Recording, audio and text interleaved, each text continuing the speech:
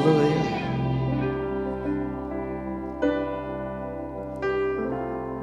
Biarlah sore hari malam ini kita nyatakan akan kebaikan Tuhan melebihi segalanya. Haleluya. Ku cinta Kau, rahmat-Mu nyata bagiku, hidupku di dalam tangan-Mu. Sejak pagi ku terbangun sampai ku terbaring, ku nyanyi kebaikan-Mu Tuhan. Sekali lagi katakan, ku cinta Kau, rahmat-Mu nyata bagiku, hidupku di dalam tangan-Mu. Sejak pagi ku terbangun sampai ku terbaring, ku nyanyi kebaikan-Mu Tuhan. Sepanjang hidupku Kau setia, sepanjang hidupku Kau sangat baik. Hidupku memuliakan-Mu, ku nyanyi kebaikan-Mu Tuhan. Nyatakan, ku cinta Kau, ku cinta Kau, rahmat-Mu nyata bagiku, hidupku di dalam tangan-Mu. Sejak pagi ku terbangun sampai ku terbaring, ku nyanyi kebaikan-Mu Tuhan. Sepanjang hidupku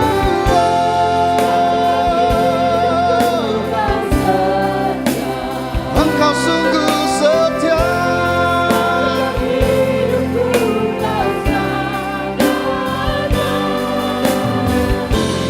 nafasku memuliakan-Mu, ku nyanyi kebaikan-Mu Tuhan. Sepanjang hidupku Tuhan, Engkau sungguh setia bagi setiap kami.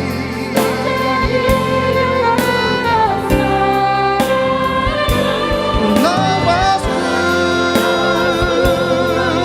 memuliakan-Mu Tuhan, kebaikan-Mu Tuhan. Sekali lagi nyatakan, oh, sepanjang hidupku Kau setia. Haleluya.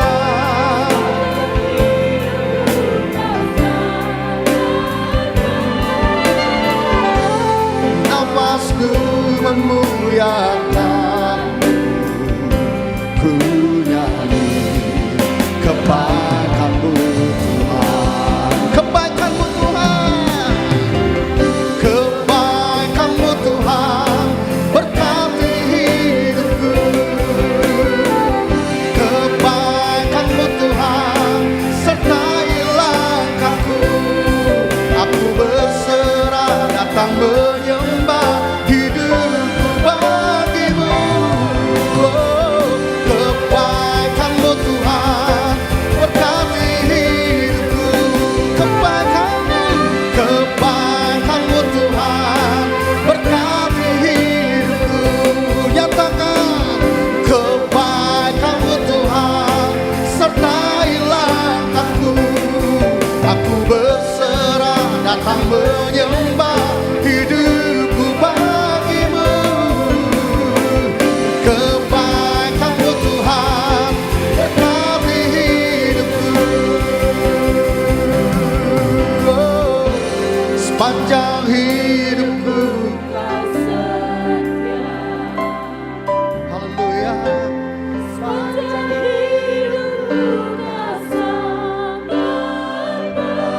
Ini pernyataan kami malam ini Tuhan. Biarlah ini merupakan doa kami Tuhan. Biarlah ini pengagungan kami. Biarlah ini deklarasi kami. Sepanjang hidupku Kau sungguh setia.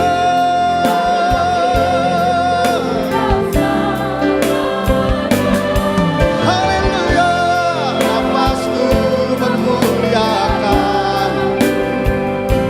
Ku nyanyi kebaikan. Biarkan musik. Mari buka kedua tangan, sembah Tuhan. Mari saudaraku, sembah Dia, sembah Dia. Terima kasih untuk kehidupan ini. Terima kasih untuk hari demi hari, minggu demi minggu, bulan bahkan tahun. Pemeliharaanmu sempurna bagi setiap kami.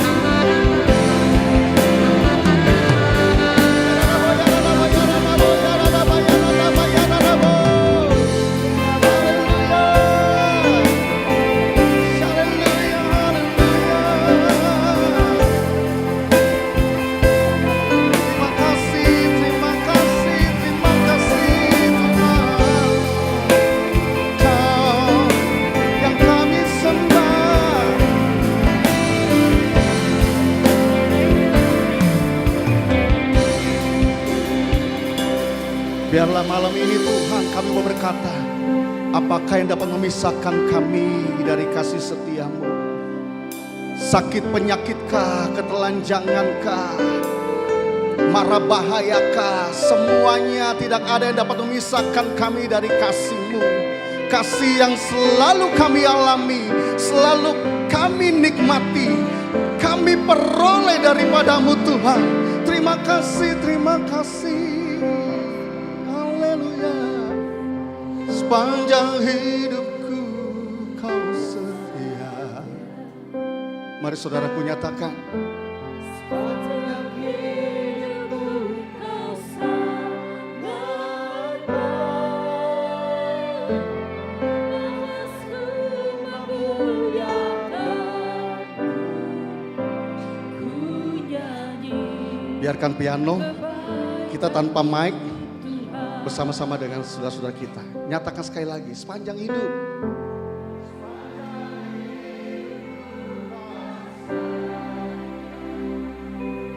Mari nyatakan saudaraku.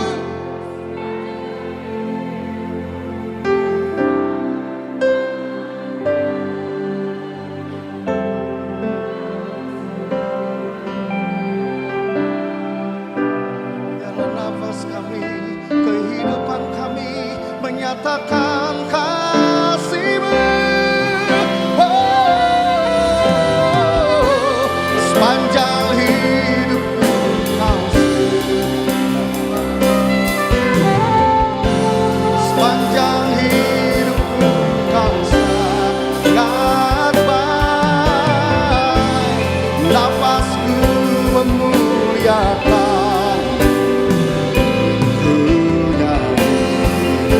Baik. Kalau boleh saudaraku, kita bangkit berdiri bersama. Kita suguhkan, kita nyatakan. Sepanjang hidupku Engkau sungguh setia kepada kami. Kau sangat baik. Napasku memuliakan. Ku nyanyi kebaikan-Mu Tuhan, ku nyanyi kebaikan-Mu, kebaikan-Mu Tuhan, ku nyanyi kebaikan-Mu,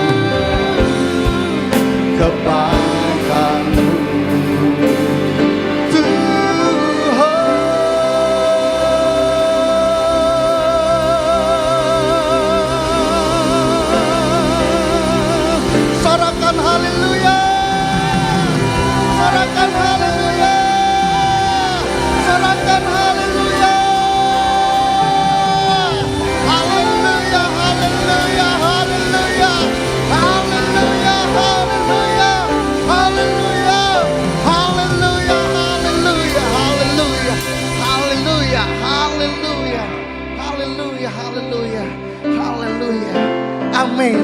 Amin. Amin. Amin. Amin.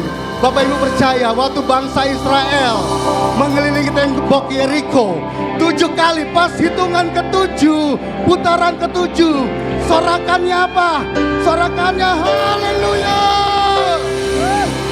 Haleluya. Haleluya. Ya, jadi kalau kita dalam pergumulan, gak usah repot-repot, bilang aja kepada jiwa kita, haleluya. Haleluya. Haleluya.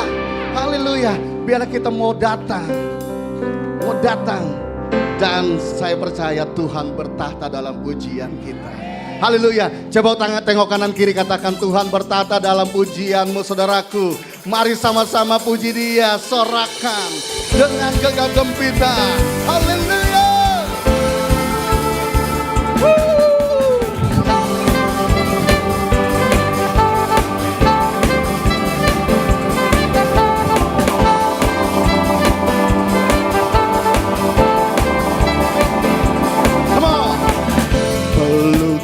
Cakrawala merangkai jagat raya, pencipta alam semesta. Dia pemilik kehidupan, Yesus namanya.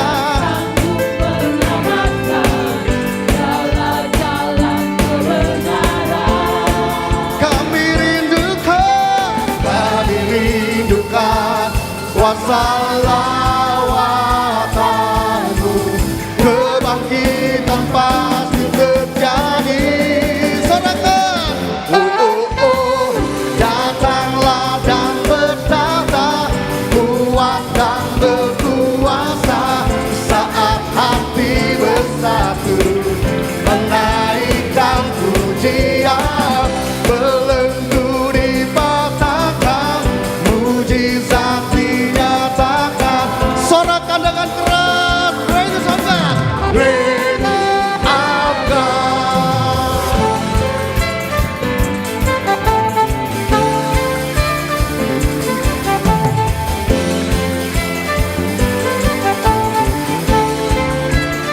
Come on, sing it. Pemilik kehidupan, pemilik kehidupan, dan sanggup menyelamatkan, jalan-jalan kebenaran. Kami rindukan kuasa lawatanmu, kebangkitan pasti terjadi. 1, 2, 3, 4. Datanglah dan bertahta, kuat dan berkuasa. Saat hati bersatu, menaikkan pujian, belenggu dipatahkan, mujizat dinyatakan. Great of God. Kuasa-Mu melebihi segala sesuatu Tuhan. Kami percaya Tuhan, setiap kami yang datang dengan sakit penyakit, kami akan pulang dengan kesembuhan. Setiap kami yang datang dengan keterikatan akan pulang dengan kelepasan. Haleluya. Haleluya.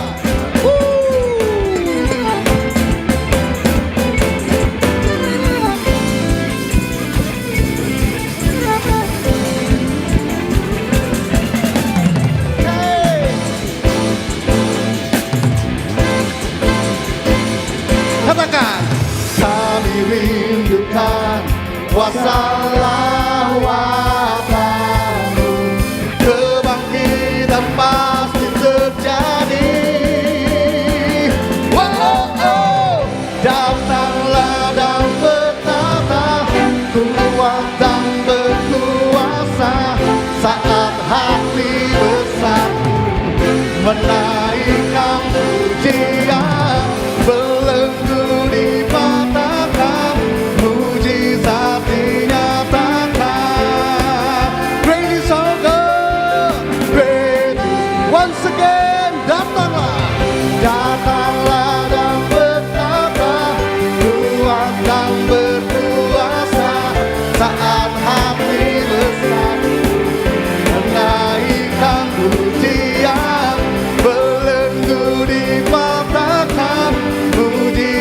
dinyatakan.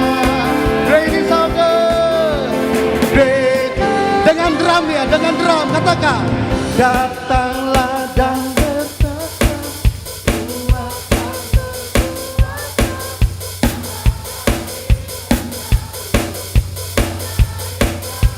Haleluya.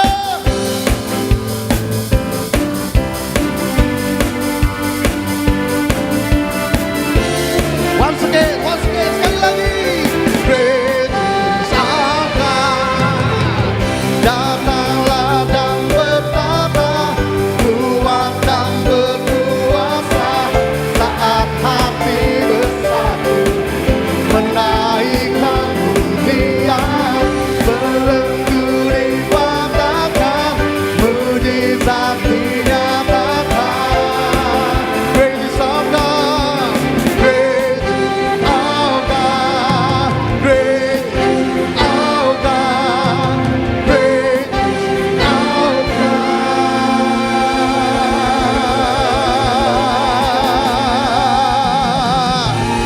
Ayo ya, ya hitungan ketiga sorakan sama-sama haleluya yang keras ya. 1, 2, 3. Haleluya, haleluya. Silakan duduk Bapak Ibu terkasih. Haleluya. Haleluya. Haleluya, biarlah pujian kita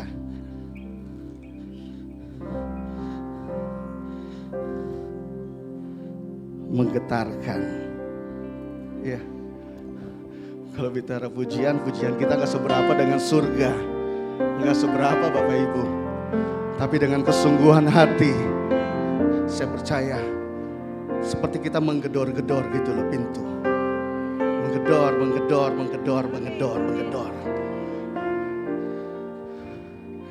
Saya percaya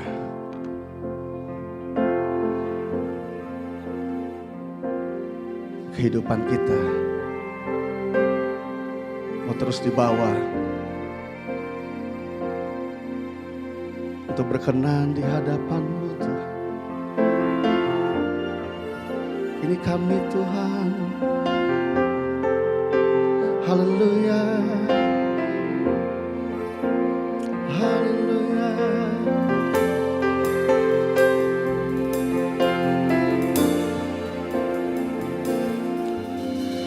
Bapa Kau setia, takkan meninggalkan, dan ku percaya Engkau milikku dan ku milikmu.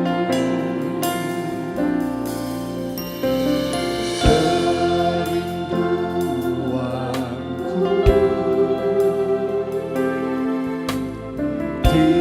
tinggikan nama-Mu, karena ku tahu Engkau dalamku dan ku dalam-Mu.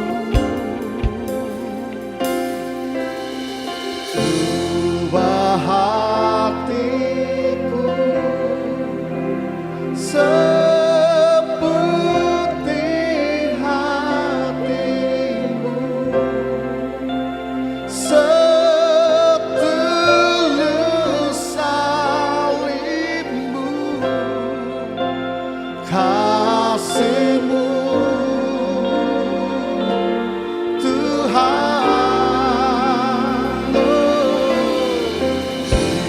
Biar mataku seperti mata-Mu, pancarkan kasih-Mu. Ku mau jadi seperti. Ini pernyataan kami, ini pernyataan kami. Bapa Kau setia,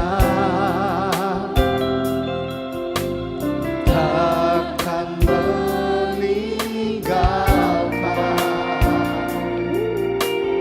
dan ku percaya Engkau milikku dan ku milikmu. Kerinduanku,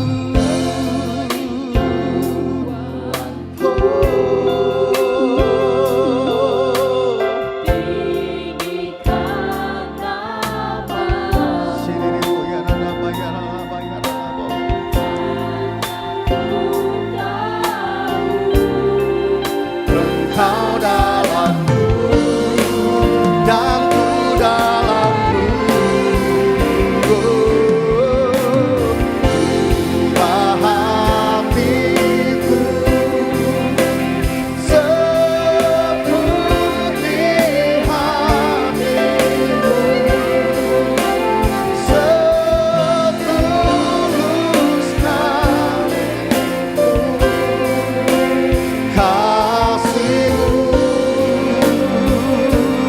Tuhan.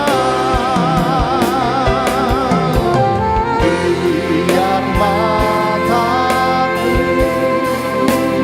seperti mata-Mu, pancarkan kasih-Mu. Ku mau jadi seperti-Mu.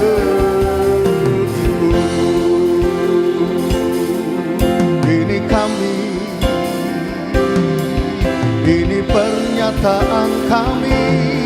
Kami mau jadi seperti-Mu Bapa,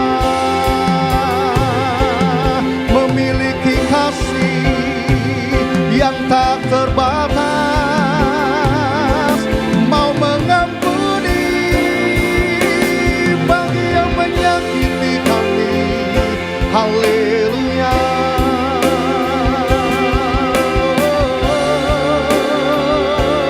Haleluya.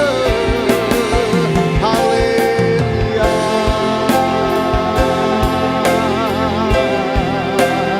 Haleluya. Terima kasih. Terima kasih.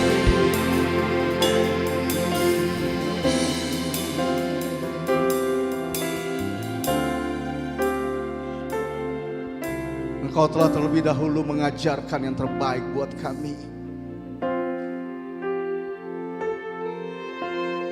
Engkau mengajarkan bagaimana kami harus bersikap di dalam kehidupan ini. Engkau mengajarkan bahwa yang lebih utama itu adalah kasih. Engkau menginginkan kami untuk kami dapat mengasihi Engkau dengan segenap hati, dengan segenap jiwa, dengan segenap kekuatan kami. Maka kami dapat mengasihi orang lain seperti kami mengasihi diri kami sendiri Bapa. Bawa terus kami lebih lagi memiliki hati-Mu, memiliki perasaanmu, memiliki pikiranmu Bapa.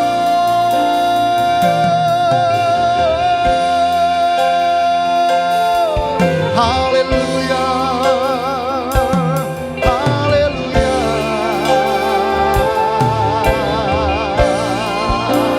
Katakan ubah hatiku. Ubah hatiku seperti hati-Mu, setulus salib-Mu, kasih-Mu Tuhan. Biar mataku seperti mata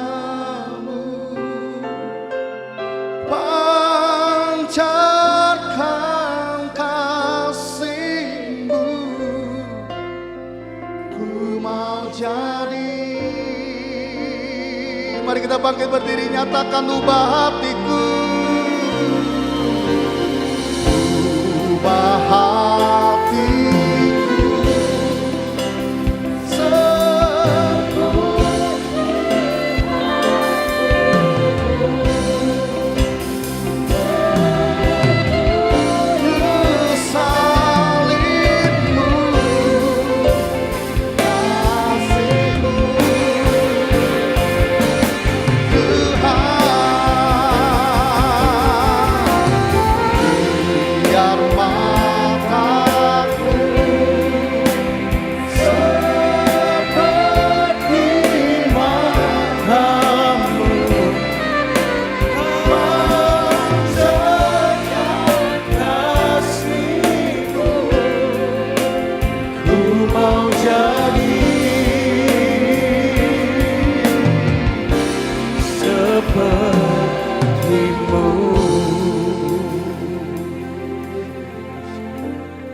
Tepuk tangan yang meriah bagi dia, saudara.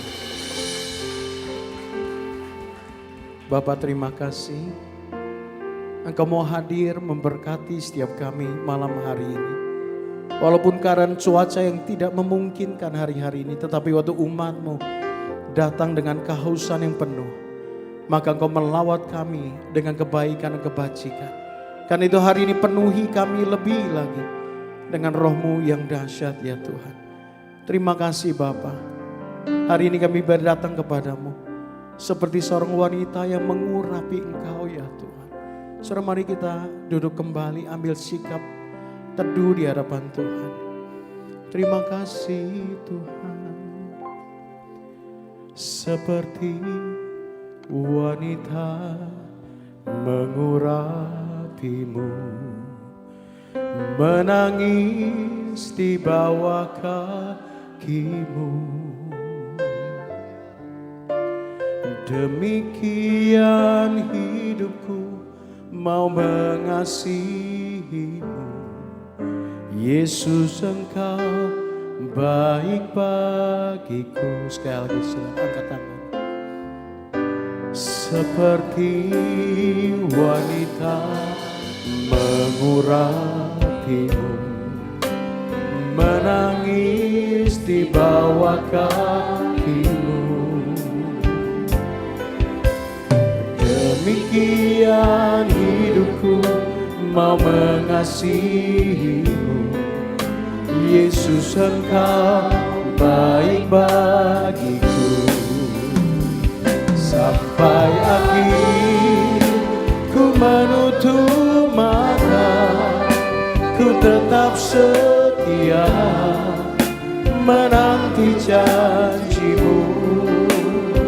Sampai ku dapatkan mahkota kehidupanku, ku tetap setia untuk melayanimu.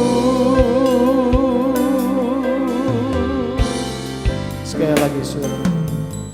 Seperti wanita mengurapimu, menangis di bawah kakimu.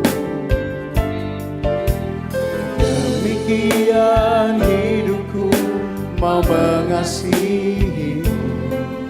Yesus, Engkau baik bagiku. Sampai akhir, sampai akhir ku menutup mata, ku tetap setia menanti janjimu. Sampai ku dapatkan mahkota kehidupanku, ku tetap setia untuk melayanimu. Sampai akhir ku menutup mata, ku tetap setia menanti janjimu. Sampai ku dapatkan mahkota kehidupanku, ku tetap setia untuk melayanimu. Ku tetap setia untuk melayanimu. Ku tetap setia untuk melayanimu.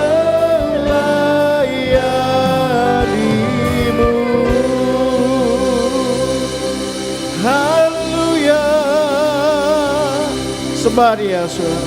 Oh, Dia Ralabaya Sando, Dia Ralabaya Sando.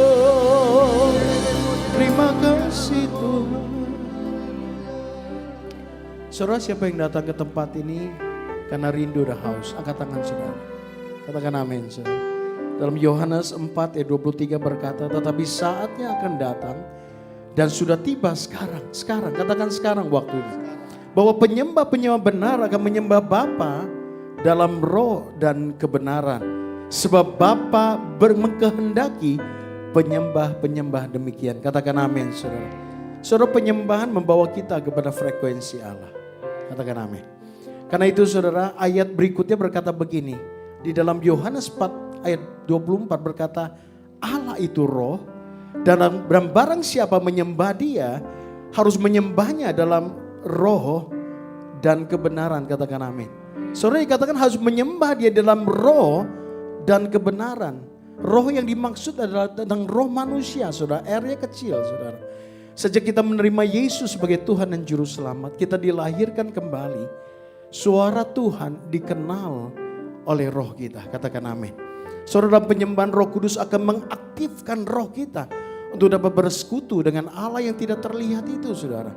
Dan waktu kita menyembah, juga menyembah harus dalam roh dan apa? Kebenaran. Saudara, mustahil kita bisa hidup dalam kebenaran kalau kita nggak punya kasih mula-mula sama Tuhan. Katakan amin. Saudara, mulut kita bisa memuji Tuhan, tapi belum tentu dengan hati kita. Karena itu saudara, kasih mula-mula itu begitu penting dalam kehidupan kita. Saudara, beberapa minggu ini kata-kata ini terus terngiang-ngiang saudara dalam telinga saya. Dia katakan begini, kalau Dia datang kembali, apakah Dia mendapatkan iman di bumi ini, saudara? Saudara, waktu saya mendengar itu saya nangis. Tuhan, belas kasihan-Mu untuk setiap jiwa-jiwa. Katakan amin. Kalau Dia datang kembali, saudara, Dia mau kita mempunyai iman. Artinya kita harus mempunyai kasih mula-mula dengan Tuhan. Minta sama Tuhan, saudara. Seolah Tuhan ngomong sama saya gini, Wijaya, tugas kamu sebagai gembala bukan hanya menyelenggarakan ibadah, tetapi bagaimana dengan kasih mula-mula umatku. Saudara, miliki kasih mula-mula sama Tuhan. Engkau baru bisa menyembah Dia dalam kebenaran. Katakan amin. Hari-hari ini saudara, ayo lebih lagi sembah Dia. Sampai engkau berjumpa pribadi dengan Dia. Engkau baru bisa hidup dalam kebenaran. Katakan amin. Yuk saudara, kita mau menyembah Tuhan. Terima kasih Bapa. Engkau baik. Karena itu bawa kami untuk menyembah Engkau di dalam roh dan di dalam kebenaran. Roh Kudus, berikan kepada kami kasih-Mu yang semula itu Tuhan. Terima kasih Tuhan. Terima kasih Bapa. Haleluya. Lord, I worship You. Angkat tangan kita, saudara. Lord, I worship You as I bow down on my knees. I worship You. Lord, I worship You. Lord, I worship You. Lord, I worship You. For You are my everything, and I worship You. Sekali lagi, so Lord, I worship You. Lord, I worship You. Lord, I worship You.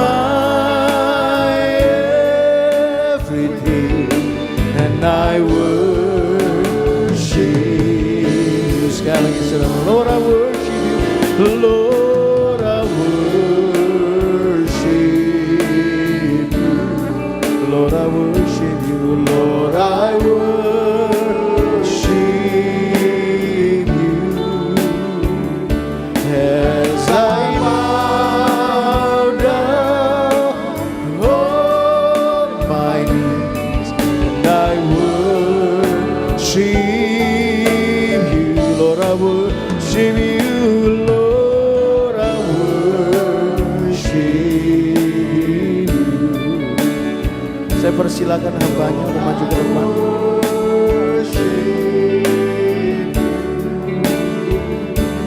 For you are my everything. I worship you.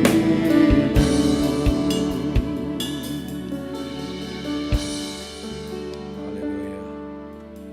Haleluya. Haleluya Yesus. Tuhan, Alkitab mengatakan bahwa tubuh kami adalah bait-Mu yang kudus. Itu sebabnya Tuhan, kami bertanggung jawab atas pikiran dan isi daripada hati kami. Karena ini adalah bait Allah yang kudus. Itu sebabnya Tuhan, komitmen kami bukan sekedar hanya menyanyi saja, mengutarakan kata-kata saja. Itu merupakan ekspresi dari isi, hati, dan pikiran kami yang paling dalam. Bahwa Engkau adalah Tuhan atas hidup kami. Dan kami ada di sini karena kami menyembah Tuhan. Itu berarti Tuhan, apapun yang Tuhan lakukan atas hidup kami, walaupun kami kadang tidak mengerti, kami senantiasa akan mengucap syukur. Karena kami tahu bahwa Engkau adalah Allah atas segala-galanya. Itulah penyembahan kami Tuhan, kami berikan isi hati kami, pikiran kami kepada Tuhan. Dan kami percaya Roh Kudus juga akan berbicara pada saat ini untuk setiap kami. Dan hamba-Mu percaya Tuhan, setiap kami diubahkan dan firman Tuhan menjadi pedoman bagi langkah-langkah hidup kami. Kami sambut Tuhan firman kebenaran hanya di dalam satu nama yang indah, Yesus Kristus Tuhan dan Juru Selamat kami. Kami berdoa dan mengucap syukur. Kita sama-sama katakan, amin, amin, haleluya, haleluya. Shalom. Oke, malam hari ini kita mau membahas dari beberapa ayat yang saya akan bagikan kepada Bapak Ibu. Kita akan membahas tentang sebuah peristiwa yang sangat luar biasa yang kita pastinya sudah tahu. Tentang 5 roti dan 2 ikan. 5 roti dan 2 ikan adalah satu-satunya mujizat yang ditulis oleh 4 Injil. Dan kemudian saya akan bagikan beberapa ayat aja supaya kita melihat dari angle keseluruhan supaya Bapak Ibu mengerti ada backstory atau cerita di balik itu semuanya. Karena ada sesuatu yang sangat luar biasa di saat itu ketika bukan sekedar hanya 5 roti dan 2 ikannya saja, itu sudah ceritanya sudah mau habis. Tetapi sebelumnya ada sesuatu pernyataan Tuhan kepada murid-muridnya yang saat itu sebenarnya udah gak punya tenaga untuk berbagi, gak punya tenaga untuk memberi. Ya. Dan seringkali sikap penyembahan kita kepada Tuhan justru seringkali di dalam kondisi yang seperti itu. Seolah-olah udah gak ada tenaga Tuhan. Di Markus pasal yang ke-6, kita mulai dari ayat yang ke-30. Saya akan bacakan sampai ayat 37. Firman Tuhan katakan begini, kemudian rasul-rasul itu kembali berkumpul dengan Yesus dan memberitahukan kepadanya semua yang mereka kerjakan dan ajarkan. Mereka ini baru pulang dari, kalau di gereja pulang dari retreat mungkin ya. Pulang dari mission trip lah. Mereka baru disuruh mempraktekkan apa yang mereka pelajari setelah itu dan mereka pulang, mereka capek, mereka lagi mau kasih laporan sama gurunya. Lalu ia berkata kepada mereka ayat 31, marilah ke tempat yang sunyi, wah ini dia yang dicari-cari. Supaya kita sendirian dan beristirahatlah seketika. Sebab memang begitu banyaknya orang yang datang dan yang pergi sehingga makan pun mereka tidak sempat. Bayangkan mereka dalam kondisi yang sangat letih, mereka kondisi yang sangat capek dan bahkan mereka belum makan. Pria kalau belum makan itu repot Bapak Ibu. Karena kekuatan pria itu ada di perut sama ada di mata. Ada amen, saya amen duluan. Kalau wanita itu kekuatannya ada di telinga sama di mulut. Itu sebabnya wanita membutuhkan ribuan kata-kata untuk ngobrol. Kuotanya ribuan, bahkan mungkin puluhan ribu per hari. Ya. Itu sebabnya pria-pria suka gemes kalau istrinya atau pacarnya teleponan sama temennya yang wanita. Ngomongnya itu diulang berkali-kali. Perhatiin deh, kalau pria bicara pasti cepat-cepat. Pasti gini nih, siap, ya oke, ya udah ngerti, ya oke, bye. Gitu. Kalau wanita enggak. Oh iya ya Ci, iya ya. Aduh ya ampun, ya iya. Terus diulang lagi. Ya ampun Ci, masa bisa begitu sih Ci? Diulang lagi. Karena kuota kata-katanya banyak. Itu sebabnya ketika wanita-wanita kalau misalnya suaminya pulang, suka ditanya kan, baru ngapain? Suami-suami jangan berpikir bahwa istrinya lagi cemburu, lagi kepo, bukan, dia lagi ngajak ngobrol. Seringkali kan dibantah gitu loh. Dari mana? Ya kerjalah. Emang dari mana? Ya gue juga tahu lo kerja, mau ngajakin ngobrol kok. Ngapain aja di kerjaan? Ya kerjalah. Masa tidur-tiduran? Tadi ngapain aja? Meeting. Ngomongnya short lah pokoknya pria. Meeting sama siapa? Ya sama manusia lah, masa sama monyet gitu. Dia bukan cemburu, dia lagi nanya. Makanya saya pernah ketemu sama hamba Tuhan yang waktu lagi makan siang, setiap kali istrinya mau ngomong diginin, bentar. Setiap kali istrinya mau ngomong, bentar. Akhirnya, di tengah-tengah makan siang, saya pikir istrinya bahasa roh loh. Bukan bahasa roh, ngomong sendiri. Sampai saya dengar, ini bukan bahasa roh nih, dia ngomong sendiri. Karena nggak diperbolehkan bicara. Makanya nanti kalau biasanya kalau habis ibadah hari Minggu lah, ini anak-anak jarang di sini. Kalau hari Minggu kan biasanya ada sekolah Minggu, ada anak. Biasanya tuh yang udah sampai mobil duluan tuh bapak-bapak. Karena kenapa? Kelaparan, mau makan. Nah biasanya istri-istri yang gak diajak ngobrol, nyangkut di pintu sini. Ketemu sama temennya. Lu apa kabar? Ya ampun baik banget. Lu apa kabar lu gitu. Suaminya udah nungguin di mobil. Nih kiat-kiat buat para pria. Jangan kirim anak wanita untuk manggil mamanya.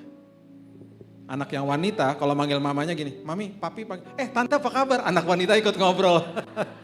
Kan dia cewek juga. Kirim pasukan Kopassus pria. Mami, papi lapar, aku juga, bye tante, bye. Pasti cepat. Makanya kekuatan pria tuh perut sebenarnya, sama mata. Makanya sering banget pria-pria di dalam ruangan pakai kacamata hitam, kurang ajar. Di sini nggak ada. Matanya jelalatan kemana-mana. Makanya itu buruknya ya. Yang baiknya adalah navigasinya wah luar biasa. Matanya dahsyat. Makanya saya waktu mau datang ke sebuah tempat ibadah, saya tanya sama, waktu saya telepon yang angkat wanita. Bu, gerejanya di mana bu? Tahu nggak dia bilang apa? Dia nggak nanya lo saya ada di mana.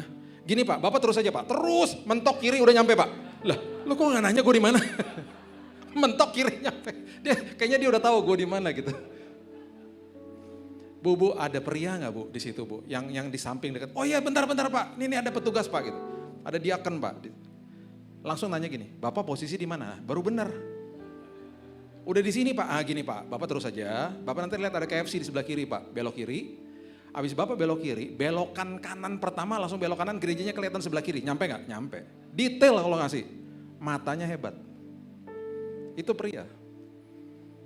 Nah kalau wanita kehebatannya itu telinga sama mulut. Wah luar biasa.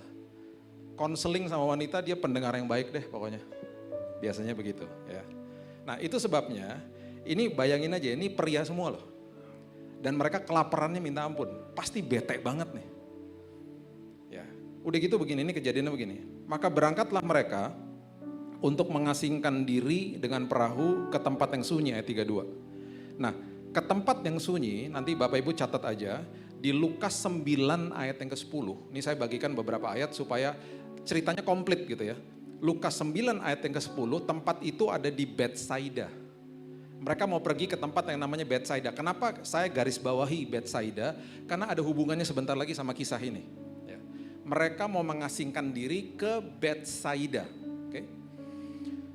Tetapi pada waktu mereka bertolak, banyak orang melihat mereka dan mengetahui tujuan mereka ayat 33. Dengan mengambil jalan darat, segeralah datang orang dari semua kota ke tempat itu sehingga mendahului mereka. Sosial media nggak ada lah. Dari waktu saat itu mulut ke mulut dan mereka cepat banget lewat jalan darat. Memang nggak terlalu jauh dari area situ. Mereka cepat banget udah sampai di tempat di mana nanti Yesus akan mendarat dengan perahunya. Mereka udah nungguin di situ. Bocor lah, ya kegiatan mereka bocor nih saat itu. Ayat 34, ketika Yesus mendarat, ia melihat sejumlah besar orang banyak. Maka tergeraklah hatinya oleh belas kasihan kepada mereka. Itu Yesus selalu gitu. Lihat orang banyak belas kasihan, lihat orang banyak belas kasihan. Murid-muridnya nggak begitulah, beda. Ya. Kemudian Karena mereka seperti domba yang tidak mempunyai gembala. Lalu mulailah ia mengajarkan banyak hal kepada mereka. Bisa bayangkan gak? Udah murid-muridnya capek, belum makan, udah seneng nih di awal karena mereka mau diajak mengasingkan diri, mau cuman grup mereka aja, gak ada orang lain, tiba-tiba orang banyak hadir di situ dan Yesus tiba-tiba kayak, udah gak jadi deh agenda yang tadi, saya ngajar dulu ke mereka gitu. Kan ngikut berarti murid-muridnya. Habis perjalanan misi loh, tenaganya udah gak ada loh. Pada waktu hari sudah mulai malam ayat 35, datanglah murid-muridnya kepadanya dan kalau saya lebih suka menggunakan bukan kata berkata, sebenarnya datanglah kepadanya dan memberikan kode kepada Yesus. Memberikan kodenya gini, tempat ini sunyi bos, hari udah mulai malam, suruh aja mereka pergi. Supaya mereka dapat membeli makanan di desa-desa mumpung warung-warung belum pada tutup. Plus kita juga capek, pengen pulang juga. Dan di kampung-kampung di sekitar sini, ayo dong Yesus udahlah suruh mereka pulang aja. Mumpung belum pada tutup, kita juga lapar nih. Mujizat 5 roti dan 2 ikan adalah mujizat multiplikasi. Dan mujizat multiplikasi dimulai dari perkataan Yesus di ayat ini. Di ayat yang ke-37. Jawab Yesus, kamu harus memberi mereka makan. Kata mereka kepadanya, jadi haruskah kami membeli roti seharga 200 dinar untuk memberi mereka makan? Dengan kata lain, kalau bahasa Indonesia, yang bener aja. Capek tahu? Udah gak ada tenaga, pengen pulang, lapar. Ditungguin bini di rumah. Udahlah pulanglah, udah malam ini. Udah mana kita gak jadi ngumpul lagi tadi. Itu pasti di antara mereka pas lagi Yesus lagi ngajar pasti banyak yang bete tuh. Pasti banyak yang bete. Belum makan loh. Di kondisi seperti begitu, mujizat multiplikasi dimulai dengan perkataan beri mereka makan. Beri mereka makan tuh bukan makanan udah ada, gak ada makanan. Plus memberi mereka makan dari tenaga yang udah gak ada. Jadi siap-siap kalau mau ada mujizat terjadi biasanya dimulai dari kondisi-kondisi yang betul-betul gak enak. Betul-betul gak enak. Dunia mengajarkan kalau multiplikasi itu nyimpen. Simpen ntar jadi banyak. Firman Tuhan gak gitu. Mau dapatkan mujizat multiplikasi, belajarlah memberi. Baik itu kepada orang lain, apalagi kepada Tuhan. Itu dimulai dari situ. Kemudian kisah ini berlanjut, kita lihat coba ayatnya Yohanes, kita buka Yohanes sekarang ya, Yohanes 6. Ayatnya dimulai dari ayat yang keempat sampai ayat yang ke-6, firman Tuhan katakan gini. Dan Paskah hari raya orang Yahudi sudah dekat. Ketika Yesus memandang sekelilingnya dan melihat bahwa orang banyak berbondong-bondong datang kepadanya, ya, ini kisah yang sama. Kemudian berkatalah ia kepada siapa? Filipus.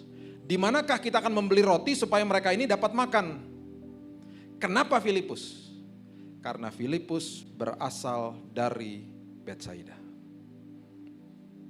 Tadi saya udah garis bawahi ya, Betsaida ya. Filipus adalah orang lokal. Jadi langsung Yesus tanya, Pus, toko roti di sini yang enak di mana? Kan lo orang sini. Toko roti di Pluit yang enak mana? Lo kan orang Pluit. Terus dia jawab begini. Ayat 6 dia katakan begini. Hal itu dikatakan sama Yesus untuk mencobai Filipus. Mencoba itu menguji, untuk menguji Filipus. Kemudian ini yang luar biasa. Sebab Yesus sendiri tahu bahwa apa yang akan atau hendak dilakukan sama dia. Dia tahu kok. Dia tahu, he is in control. Dia tahu apa yang akan dilakukan. Dia cuma mau menguji kok. Dan seringkali dia selalu tanya sama orang-orang yang sedang ada kebutuhan. Makanya orang lumpuh, orang buta, orang kusta ditanyain sama dia. Kamu mau aku lakukan apa? Seolah-olah seperti dia nggak tahu. Dia cuma mau orang itu mengutarakan isi hatinya dan imannya deklarasi kepada dia. Aku mau jalan Tuhan. Aku mau lihat Tuhan, aku mau tahir Tuhan. Dan selalu responnya dia, terjadilah sesuai dengan imanmu. Jadi diuji. Tempat roti di sini mana? Lu kan orang lokal. Ayat ke-7. Jawab Filipus kepadanya, roti seharga 200 dinar tidak akan cukup untuk mereka ini, sekalipun masing-masing mendapat sepotong kecil aja. Nggak mungkin lah beli roti sebanyak begini. Dengan uang yang kita punya nggak mungkin lah. Lagian udah pada mau tutup tempat-tempat ini. Yesus pasti tersenyum lah di situ. Kemudian ayat yang ke-8 sampai ayat yang ke-9, murid yang lainnya lagi namanya Andreas. Seorang dari muridnya yaitu Andreas, ini yang nulis kisah ini di Yohanes ini ya temannya mereka. Kenapa Yohanes tulis tentang Andreas dan kisah tentang Andreas dan Filipus? Karena Andreas pun berasal dari Betsaida. Andreas, Petrus, Filipus. Mereka tiga-tiganya dari Betsaida, orang lokal. Nah, Andreas ini ketemu, ya. Andreas dikatakan saudara Simon Petrus berkata kepada Yesus, di sini ada seorang anak yang mempunyai 5 roti jelai dan 2 ikan, tetapi apakah artinya itu untuk orang sebanyak ini? Ada kemungkinan besar Andreas kenal sama ini anak. Ada kemungkinan besar ini anak datang ke Andreas karena dia tahu ini mungkin omnya lah atau orang sekampungnya, dia pasti kenal sama nih anak. Ini ada nih anak nih, bawa 5 roti sama 2 ikan. Tapi ngapalah artinya? 2 Korintus pasal yang ke-12, coba kita lihat ayat ini, ayat yang ke-9. 2 Korintus 12 ayat yang ke-9. Tetapi jawab Tuhan kepadaku, ya, Paulus mengerti tentang prinsip kecil yang kita miliki sebenarnya. Dia katakan begini, cukuplah kasih karuniaku bagimu, sebab justru dalam kelemahanlah kuasaku menjadi sempurna. Sebab itu terlebih suka aku bermegah atas kelemahanku, supaya kuasa Kristus turun menaungi aku. Dengan kata lain, kalau kita lagi nggak punya apa-apa, seolah-olah seperti pintu ketutup semuanya. Jangan andalkan pengetahuan kita. Jangan andalkan bahkan hikmat manusia. Jangan andalkan kekuatan kita. Justru di dalam kelemahan kita ketika semua pintu ketutup, kita bilang gini, Tuhan, aku udah gak tahu lagi harus bagaimana. Tapi aku tahu Tuhan, justru di dalam kondisi seperti begini, kuasa-Mu nyata Tuhan. Karena Engkau suka berkarya dan aku tahu kuasa-Mu akan turun dalam hidupku, justru di dalam kondisi-kondisi ketika aku seperti ini Tuhan. Tuhan, hari ini aku cuma punya air mata sama dengkul untuk berdoa dan aku udah gak tahu lagi harus bagaimana. Tapi aku tahu Tuhan, di dalam kondisi seperti begini justru kuasa Tuhan tercurah. Justru di dalam kondisi yang seolah-olah pintu semuanya ketutup, justru ini kesempatan yang luar biasa untuk aku merasakan dan menikmati dan mengalami kuasa Tuhan. Makanya Paulus katakan, justru di dalam kelemahanku aku bermegah karena aku tahu justru saat seperti ini nih kuasa Tuhan turun. Makanya saya paling anti sama orang Kristen yang pinjam-pinjam duit. Saya paling anti. Saya paling marah. Saya paling gak setuju. Saya paling vokal dan saya gak peduli. Karena kita anak raja. Saya gak ngomongin KPR ya. Yang KPR kejadian. Lagi kredit mobil. Bukan itu. Telepon teman pinjam-pinjam duit. Stop lakukan itu. Stop lakukan hal seperti itu. Udah terpojok Pak, udah gak bisa lagi Pak, udah butuh Pak, udah mepet Pak. Itu dia kelemahan kita, justru di situ kuasa Tuhan bekerja. Dan ketika kuasa Tuhan bekerja, pasti isi daripada testimoni atau kesaksian kita berbobot.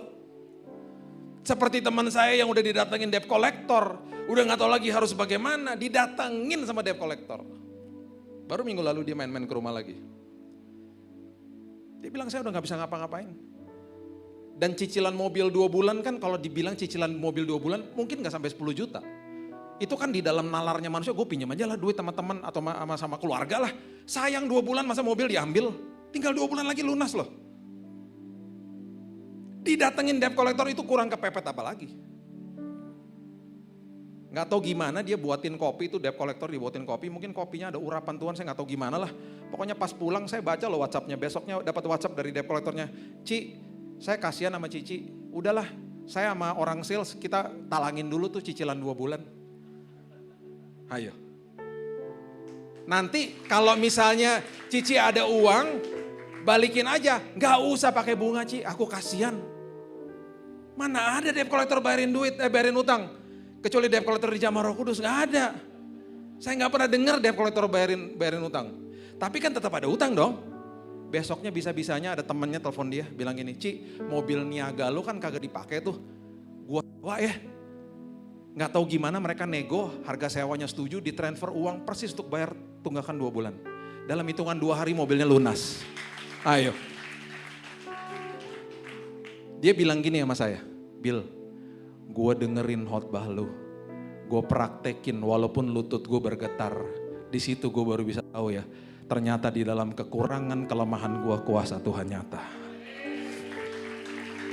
Gue sekarang baru mengerti yang Paulus katakan, bermegah di depan kelemahan.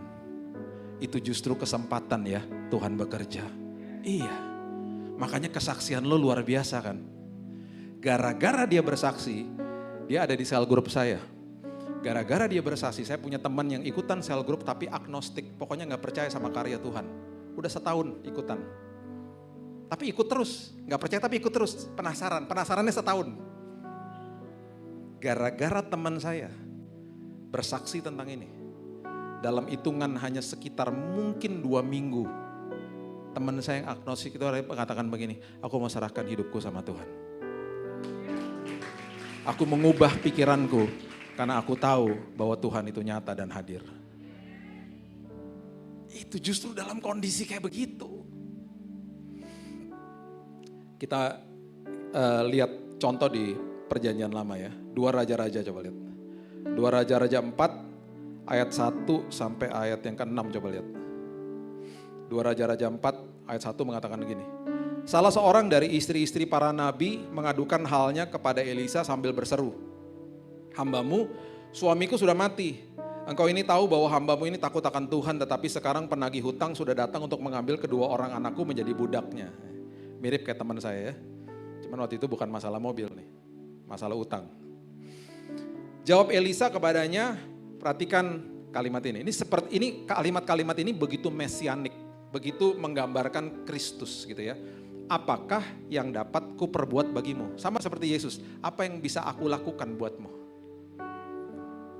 Beritahukanlah kepadaku, perhatikan ini, apa-apa yang kau punya di rumah.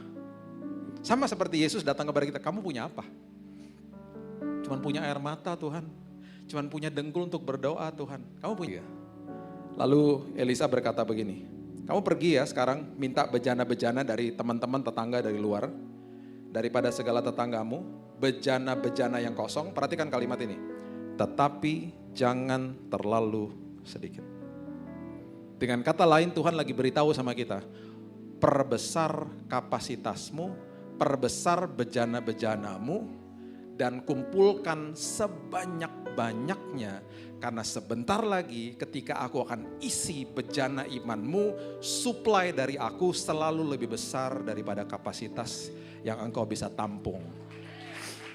Kalau kamu tidak memperbesar kapasitasmu, rugi sendiri. Itu sebabnya Elisa katakan, ambil bejana, kumpulkan bejana sebanyak-banyaknya. Karena sebentar lagi ada sesuatu yang akan terjadi. Dari apa yang kecil yang kamu punya, sesuatu akan terjadi. Kemudian masuklah, tutuplah pintu ayat 4, sesudah engkau dan anak-anakmu masuk, lalu tuang minyak itu ke dalam segala bejana, mana yang penuh angkat. Setelah kamu mengerti, ketika kamu sudah memperbesar kapasitas imanmu, jangan dengerin orang-orang, jangan dengerin suara-suara dari luar. Masuk pintumu, masuk ke kamarmu, itu maksudnya masuk ke dalam perhentian Tuhan, pikiran dan hati masuk dalam perhentian Tuhan. Rest. Jangan dengerin yang lain-lain dah. Kamu harus gini, kamu harus enggak. Gue mau masuk dalam perhentian Tuhan. Gue lagi memperbesar kapasitas imanku. Gak mungkin lagi, lo gak mungkin bisa gini. Enggak, gue masuk dalam perhentian Tuhan. Kemudian pergilah perempuan itu daripadanya, ayat 5. Ditutupnyalah pintu sesudah ia dan anak-anaknya masuk, dan anak-anaknya mendekatkan bejana-bejana kepadanya sedang ia terus menuang.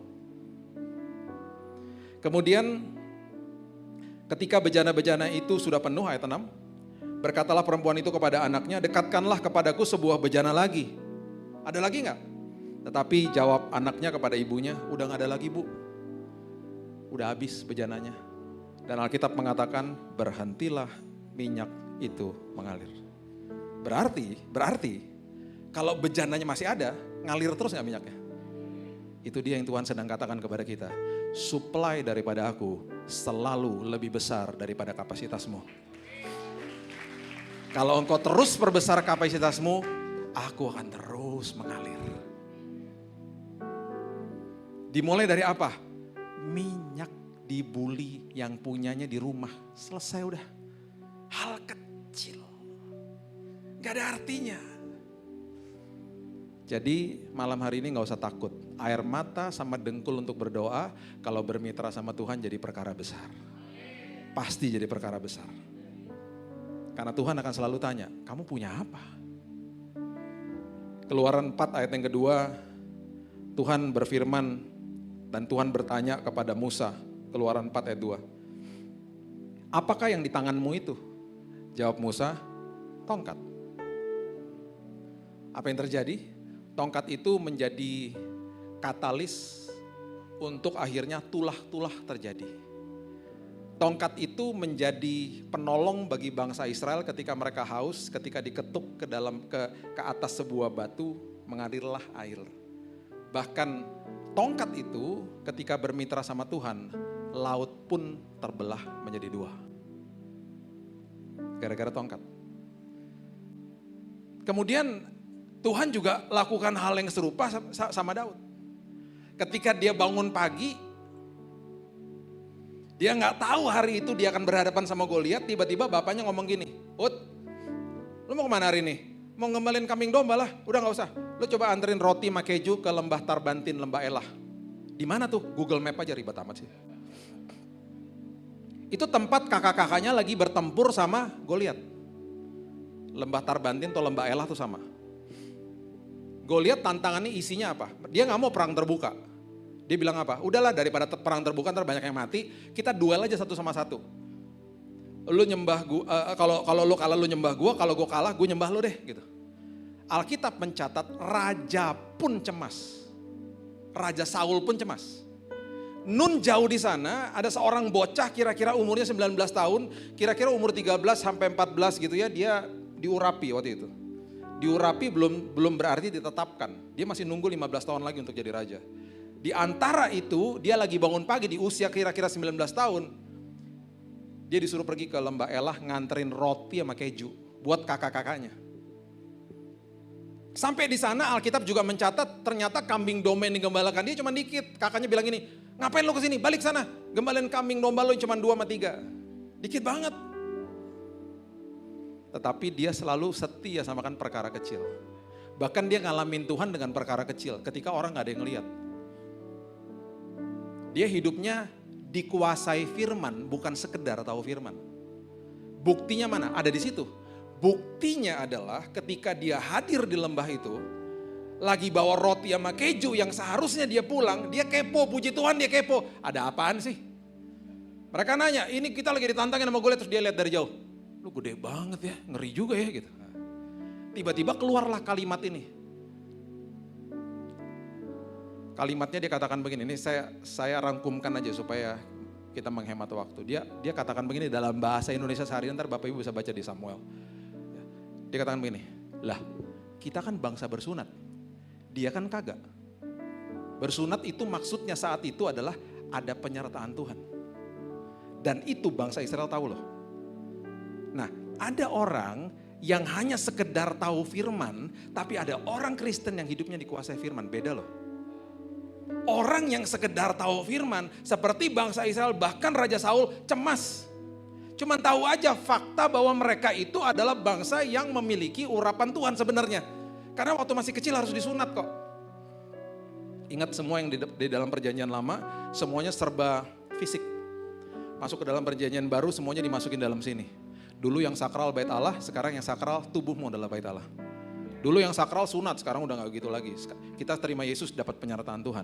Nah dulu sakralnya tuh itu. Makanya dia bilang gini, lah kita kan bangsa bersunat, dia kan kagak. Dengan kata lain, kalau kita lawan dia, kita pasti menang. Dia kan gak bersunat, dia kan gak punya penyertaan Tuhan. Dengan kata lain, Daud ngomong begini, lu kirim prajurit yang paling cungkring pun lawan dia lu menang. Itu maksudnya sebenarnya. Lu kirim yang paling kurus pun lawan dia lu menang. Itu ya gambaran daripada orang Kristen yang hidupnya hanya sekedar tahu firman, ketika ada masalah, problema, pergumulan hidup, ketakutan.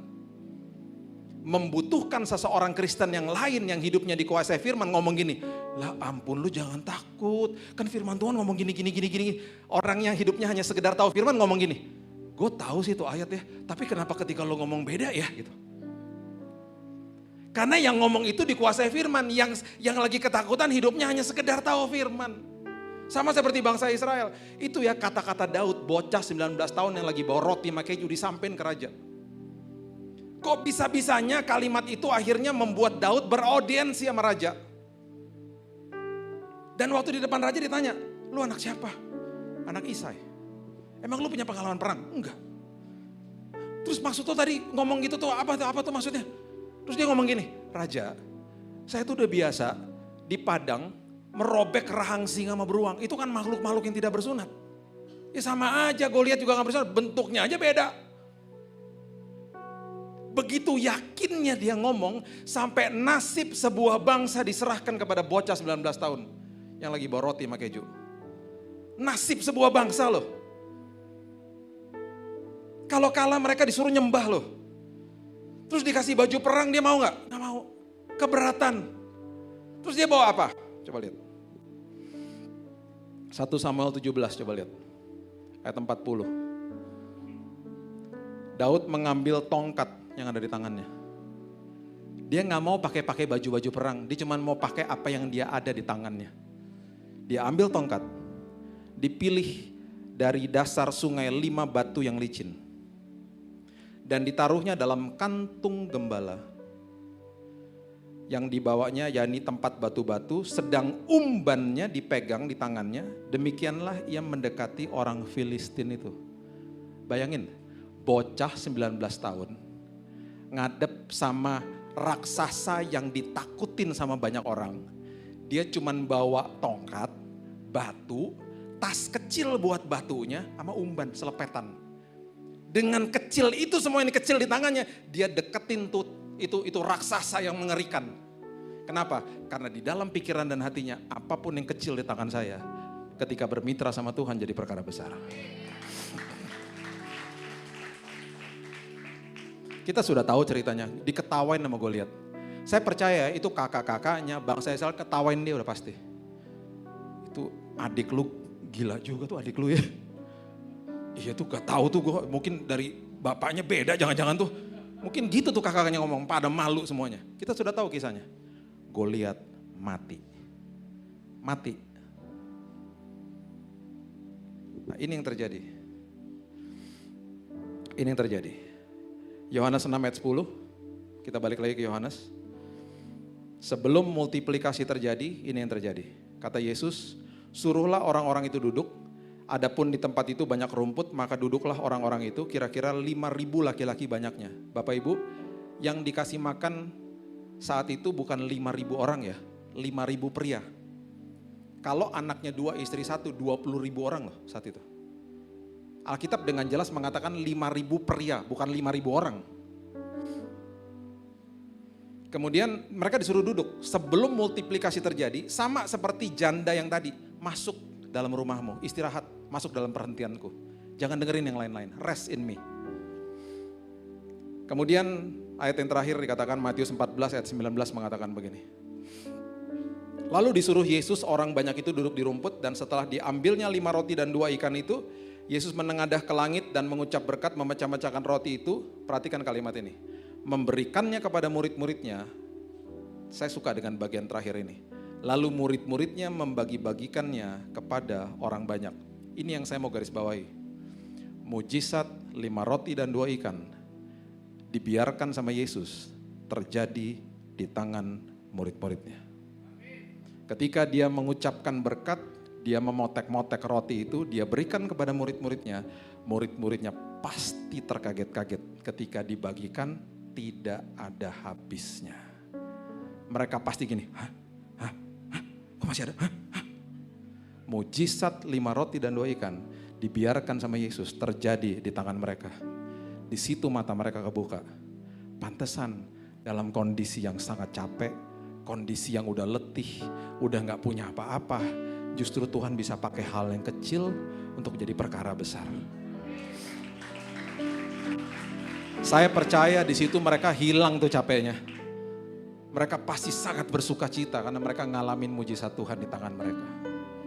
Saya akan tutup dengan kisah nyata ini. Tahun 2001, saya lupa ya 2000 atau 2001. Bapak Ibu tahu lagu ini ya? Oleh kuasa darahmu, kau telah tebus dosaku. Tahu ya lagu itu ya?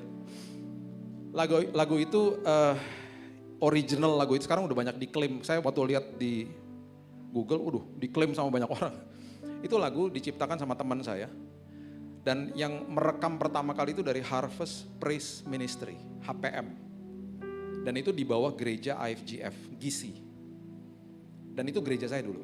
Saya waktu bertobat tahun 98, saya dimentor sama pastor saya namanya Jimmy Ontoro. Saya berjemaat di situ. Jadi saya tiba-tiba kepilih nih. Suruh ikutan rekaman di lagu itu. Nah, waktu kita lagi rekaman lagu itu ada 12 orang, 6 pria, 6 wanita. Dan waktu kita sedang rekaman, itu rekamannya di hari kerja. Karena dapat slot studionya di situ. Waktu sudah menginjakan jam 12 malam, itu kita disuruh take vokal pria terakhir. Capek banget. Karena baru kerja sepanjang hari, besok kita kerja lagi, hari kerja soalnya. Waktu kita masuk ke ruang studio, ada kacanya gitu ya. Yang wanita pada duduk di ruang studionya. Kita rasakan hadirat Tuhan, kita berenam, prianya berenam. Kita nyanyi, kita tutup mata gitu ya, rasakan hadirat Tuhan, nikmat banget. Antara tutup mata, menikmati hadirat Tuhan sama tutup mata ngantuk gitu. Karena udah jam 12 malam. Pokoknya nikmat deh. Setelah selesai, kita keluar dari ruangan itu, wanita-wanitanya pada nangis. Aduh gila, hadirat Tuhan luar biasa katanya gitu. Tiba-tiba, operator di studio itu tangannya gemeteran. Dia bukan orang percaya. Tiba-tiba dia tanya gini, Pak, di komputer saya, kenapa suaranya ada 7? Kan yang nyanyi 6. Terus kemudian sama dia di breakdown satu-satu. Ini suara siapa? Suara Bapak kan? Ini suara siapa? Satu-satu. Nah ini suara siapa? Gak ada yang tahu. Dan setiap kali ada kata darah, suara itu melengking tinggi sekali. Sampai operatornya bilang, ini oktavnya di atasnya Michael Jackson Pak. Tinggi banget, merdu banget. Ini suara siapa ya? Saya cuma bisa mengambil kesimpulan bahwa pada malam hari itu malaikat bernyanyi bersama-sama dengan kita. Saya pernah bawa materi yang masih mentah sebelum di mixing ke dalam sebuah ibadah seperti begini. Dan saya gak pernah lupa di tahun 2001 atau 2002 itu. Ada 2 pria yang terjatuh ketika lagu itu sedang diputar. Salah satunya ketika saya layani keluar busa dari mulutnya. Dan dia katakan tadi waktu saya datang ke tempat ini, tempat ibadah, saya kepahitan sama orang tua saya. Tapi saya lihat ada malaikat kerub keluar dari speaker menghampiri saya. Dan dia katakan, Pak, saya mau terima Yesus sebagai juru selamat. Saya kasih tahu sama teman-teman saya dan waktu kita ada KKR di Istora, orang itu disuruh memberikan kesaksian. Paling tidak, dari hari dimana kita sudah capek, letih, sepertinya udah gak ada tenaga. Di saat seperti begitu, malaikat Tuhan menghampiri kita. Dan nyanyi bersama-sama dengan kita. Paling tidak, yang kita tahu dari hasil itu semuanya, ada 1 jiwa diselamatkan. Ada 1 jiwa diselamatkan. Itu sebabnya pertanyaan Tuhan kepada kita pada hari ini. Apa sih kebutuhanmu? Dan kemudian Tuhan pasti tanya, apa yang kamu punya? Tuhan, aku punya air mata, aku punya dengkul untuk berdoa, dan iman. Tuhan katakan, perbesar kapasitasmu, karena ketika engkau sedang lemah, kuasaku menjadi nyata, dan suplai aku selalu lebih besar daripada kapasitasmu. Berikan tepuk tangan kita untuk Tuhan. Bapak terima kasih, mengucap syukur buat malam yang indah ini. Seperti Paulus katakan, kami bermegah di depan kelemahan kami. Karena justru itu adalah kesempatan di mana kuasa Tuhan bekerja. Aku percaya Tuhan, setiap kami, apapun yang kami miliki di tangan kami, walaupun kecil, kami mau bermitra sama Tuhan. Menjadi perkara besar. Dunia mengajarkan kalau kami mengumpulkan segala sesuatu, justru kami menikmati multiplikasi. Tapi firman Tuhan justru mengatakan serahkan semuanya. Serahkan kekhawatiran, serahkan semua kegelisahan hidup. Bahkan tabur kepada orang-orang yang justru sedang membutuhkan di saat-saat justru kita sedang membutuhkan. Justru di saat-saat seperti itu ada perkara besar yang terjadi sama hidup ini. Bapak Ibu jangan kaget kalau di dalam kondisi finansial yang justru kita sedang membutuhkan di saat itu Tuhan bilang harus tabur. Bapak Ibu jangan kaget kalau justru di dalam kondisi ketika kita membutuhkan sebuah doa, konseling dan damai saat itu Tuhan mengirimkan orang untuk kita konseling orang itu bahkan. Di saat yang kita justru butuh kita harus beri. Lakukan apa yang Tuhan mau kita lakukan seperti murid-muridnya. Nanti Dia akan membiarkan mujizat itu terjadi di tangan kita. Terima kasih Tuhan meteraikan firman ini. Dan kami tahu Tuhan bahwa kehidupan kami akan mengalami Tuhan. Dan kami akan mengalami multiplikasi dalam kehidupan kami. Dalam nama Tuhan Yesus kami berdoa dan mengucap syukur. Kita sama-sama katakan amin. God bless you.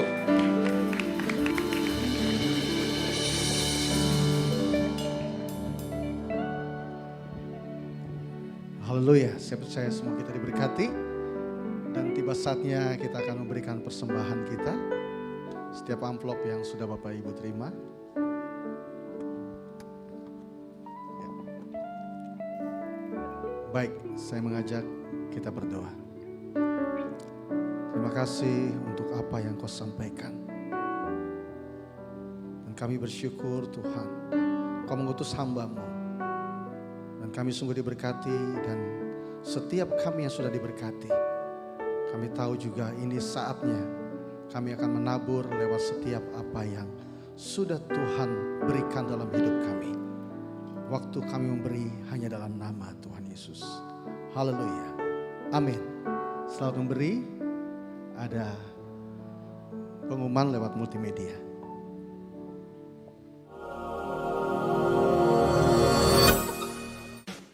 Berikut kami sampaikan mengenai info kegiatan GBI Pantai Mutiara dalam waktu sepekan. Ibadah Raya minggu depan akan dilayani oleh Wakil Gembala Sidang GBI Pantai Mutiara, Pastor Sinbui, yang disertai dengan ibadah Junior Church pada jam 11 siang. Kami mengajak jemaat Tuhan untuk membawa persembahan diakonia pada minggu ketiga. Persembahan ini diperuntukkan bagi saudara-saudara kita yang sedang membutuhkan. Baptisan air diadakan setiap minggu terakhir. Untuk info lebih lanjut dapat menghubungi Ibu Jenny. Gembala dan tim pelayan Tuhan rindu membawa tabut Tuhan ke rumah jemaat.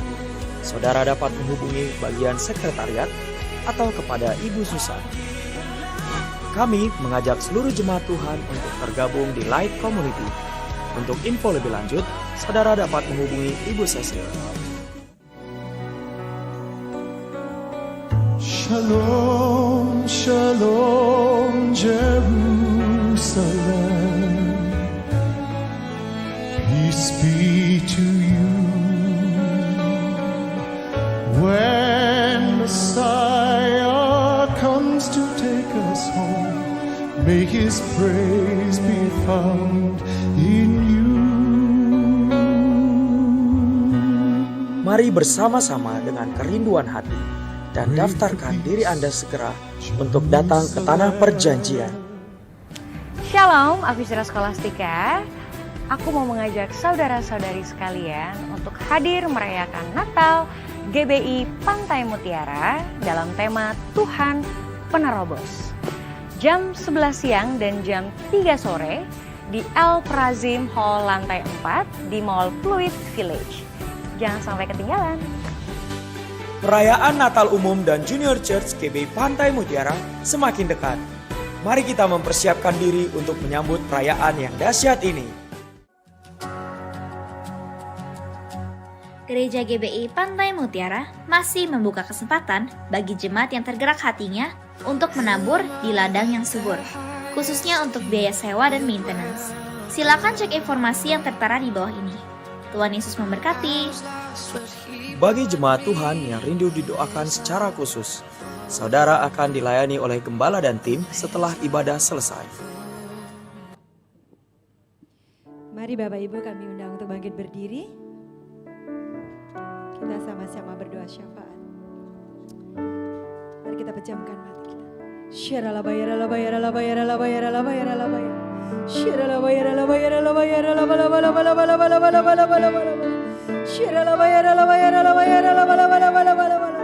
Bapak kami mengucap syukur ya Tuhan buat malam ini. Terima kasih ya Tuhan untuk kehadiran-Mu di tengah-tengah ibadah PPW malam ini ya Tuhan. Terima kasih untuk hadirat-Mu yang menguatkan setiap kami. Terima kasih untuk hadirat-Mu ya Bapa yang untuk menguatkan kami ada di dalam hadirat-Mu ya Bapa. Sehingga kami mampu menyembah-Mu, kami mampu mengagungkan Engkau ya Bapa. Biar kiranya pujian penyembahan kami itu boleh menjadi dufa yang harum di hadapan-Mu ya Tuhan. Terima kasih buat firman-Mu yang luar biasa hari ini ya Tuhan. Kiranya Engkau juga memberkati kami ya Bapa. Untuk kami boleh melakukan dalam kehidupan kami sehari-hari. Kami berdoa untuk hamba-Mu Pastor Billy Lantang ya Tuhan. Mari Kau terus urapi hamba-Mu. Kau terus pakai secara dahsyat dan luar biasa ya Bapa. Berkati keluarga, berkati pelayanan dan pekerjaan hamba-Mu. Terima kasih ya Tuhan, kami serahkan hamba-Mu ke dalam tangan-Mu. Kami juga mengangkat tangan kami ya Tuhan. Kami berdoa ya Tuhan buat gembala sidang kami bersama Ibu Gembala kami ya Tuhan. Mari terus urapi ya Tuhan bersama Ibu Gembala kami ya Tuhan dengan urapan yang baru, pewahyuan yang baru ya Tuhan. Mari ya terus Kau tambahkan hikmat marifat-Mu ya Bapa atas hamba-Mu ini ya Bapa. Mari ya Bapa Kau terus tambahkan kasih karunia-Mu ya Bapa buat kedua hamba-Mu ini ya Bapa. Sehingga boleh menggembalakan ya Tuhan GBI Pantai Mutiara dengan hati yang terus hati Bapa, hati gembala itu boleh ada di dalam hati hamba-hamba-Mu ini ya Tuhan. Terima kasih ya Tuhan, kami serahkan kehidupan hamba-Mu ke dalam tangan-Mu. Kami percaya tudung perlindungan-Mu, penyertaan-Mu yang sempurna, bahkan kesehatan yang baik Tuhan berikan ya Bapa. Kau tutup bungkus keluarga hamba-Mu dengan kuasa darah-Mu. Terima kasih ya Tuhan, terima kasih. Kami juga berdoa ya Tuhan untuk kedua wakilnya, Pastor Cindy dengan Bu Susan, Pastor Hendra dengan Bu Santi, dan seluruh tim penggembalaan yang ada, seluruh koordinator yang ada, kepala divisi ya Tuhan, Gembala Elsie, dan seluruhnya ya Bapa, para hamba-hamba-Mu yang melayani hari ini. Mari Kau terus berkati ya Bapa, bahkan pengurapan yang sama juga turun atas hamba-hamba-Mu ini ya Bapa. Terima kasih ya Tuhan, terima kasih. Kami juga berdoa ya Tuhan, mengangkat tangan kami buat bangsa dan negara kami. Terima kasih ya Tuhan, kalau kami ada di bangsa ini, biarkan setiap kami boleh mengerti ya Tuhan, bahwa setiap kami boleh mengusahakan kesejahteraan, di mana setiap kami dibuang ya Tuhan di bangsa ini ya Bapa.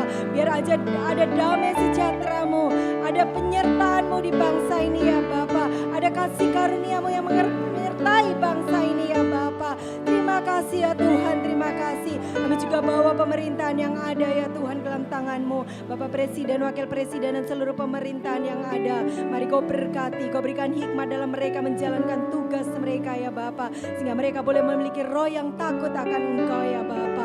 Terima kasih ya Tuhan, terima kasih. Kami juga berdoa untuk gereja-Mu GBI Pantai Mutiara ya Tuhan. Kiranya Kau terus memberkati gereja-Mu ini ya Bapa, semakin hari semakin berkenan di hadapan-Mu ya Bapa. Kau terus buat ya Tuhan mengembang ke kanan ke kiri ya Tuhan, sampai memperoleh bangsa-bangsa ya Bapa, sampai gereja-Mu ini ya Tuhan mencapai ya Tuhan kemah perjanjian segala bangsa ya Tuhan.